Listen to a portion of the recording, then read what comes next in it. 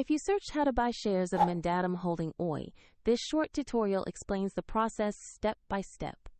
Mandatum is a Finnish financial services holding company that trades on CBOE EU under the ticker MANTA.HE, and this video is for educational purposes only, not financial advice. To execute a trade, you need a broker, and we use eToro as an example to show the workflow.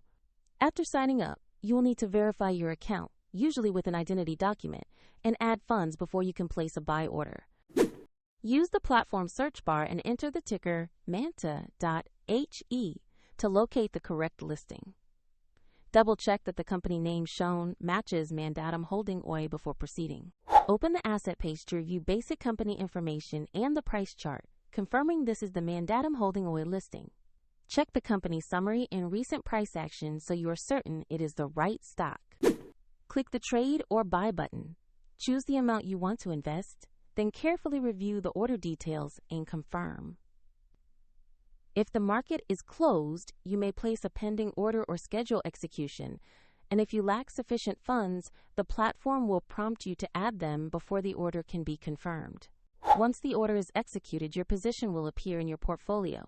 A link to eToro is in the description if you would like to visit the platform.